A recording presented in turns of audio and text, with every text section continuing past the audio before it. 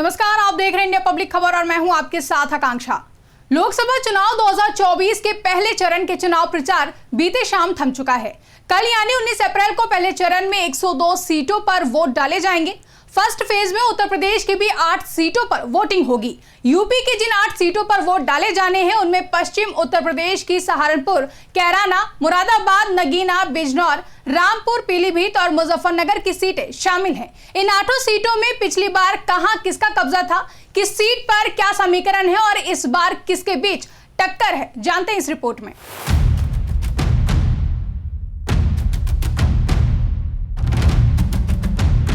पहले चरण का रण पूरा होगा किसका प्रण, क्या कहते हैं पश्चिमी यूपी के चुनावी समीकरण। देखिए यूपी की 8 सीटों का सटीक विश्लेषण।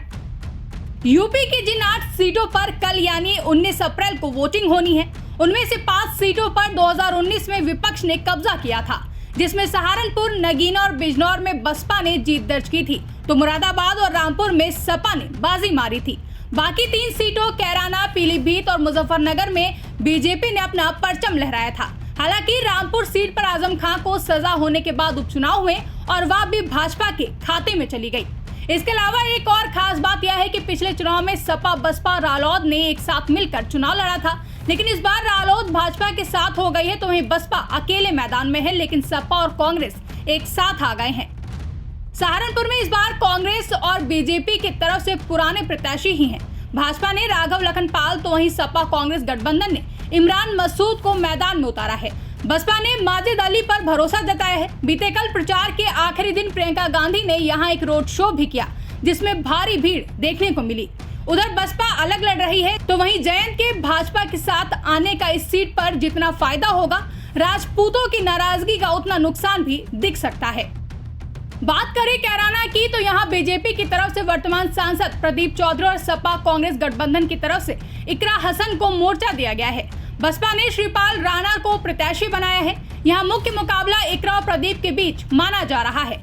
मुरादाबाद में भाजपा ने पुराने प्रत्याशी कुंवर सर्वेश सिंह को उतारा है, तो वहीं सपा ने पिछली बार सर्वेश सिंह को मात देने वाले एसटी हसन को टिकट न देकर रुचिवीर पर भरोसा किया है। इसके अलावा बसपा ने मोहम्मद इमरान सैफी को टिकट दिया है। रुचिवीर पर बाहरी होने का आरोप है। एसटी हसन की भी नाराजगी है, जिसकी वजह से यहाँ सपा कांग्रेस गठबंधन की राह मुश्किल नजर आ रही है।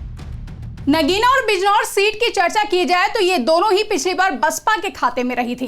नगीना में दलित और मुस्लिम हार जीत तय करता है। नगीना से पिछली बार विजयी हुए गिरीश चंद्र को बसपा ने बुलंदशहर भेज दिया है। यहाँ चंद्रशेखर की दावेदारी ने मुकाबले को रोचक बना दिया है। वहीं भाजपा के ओम कुमार, सपा के मनोज कुमार और बसपा के सुरेंद्र पाल की डगर कठिन हो चली है। यही वजह है कि यहाँ मुकाबला चतुष्कोणीय माना जा रहा है। बिजनौर में एनडीए की तरफ से आरएलडी के चंदन कुमार हैं, तो वहीं विपक्षी गठबंधन से दीपक सैनी, इसके अलावा बसपा की तरफ से विजेंद्र सिंह चुनावी मैदान में हैं। पिछली बार यह सीट बसपा के खाते में गई थी, लेकिन इस बार जीत दर्ज करना मुश्किल लग रहा है और सीधी टक्कर रालोद और सपा प्रत्याशी के बीच मानी जा रही है।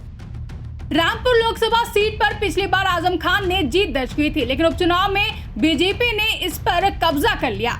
अब यहाँ भाजपा ने एक बार फिर घनश्याम सिंह लोधी पर भरोसा जताया है। सपा ने यहाँ जामा मस्जिद के इमाम मोहिबुल्ला नदवी को मैदान में उतारा है, जबकि बसपा की तरफ से जीशान खान है। उपचुनाव में सपा की तरफ से उम्मीदवार रहे आसिम रजा को सपा ने झटका दे दिया था।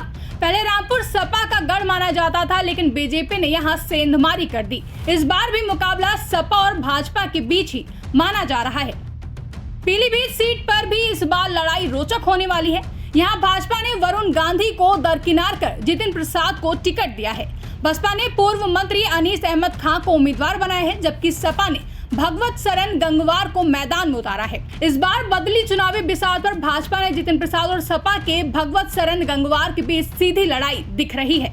मुजफ्फरनगर सीट पर भी लड़ाई रोचक है। यहाँ भाजपा ने वर्तमान सांसद और मंत्री संजीव बालियान पर ही भरोसा किया है। सपा से हरेंद्र मलिक को, बसपा से दारा सिंह प्रजापति को मोर्चा दिया गया है। वहीं रालोद और भाजपा के साथ आने से संजीव बालियान के लिए जो लड़ाई आसान मानी जा रही थी, वो संगीत सोम की नाराजगी के बाद मुश्किल हो चुकी है और चुनाव काफी रोचक हो गया है। फिलहाल इन 8 सीटों पर कल वोटिंग होगी। कहां कौन किसकी बाजी मारेगा या कौन मात खाएगा, इसका फैसला जनता करेगी। अंत में आपसे एक अपील है कि अगर आप वोटर हैं तो वोट जरूर करें और लोकतंत्र को स्वस्थ रखें। इसी के साथ हम लेंगे आपसे विदा और बने रहें इंडिया पब्लिक खबर के साथ।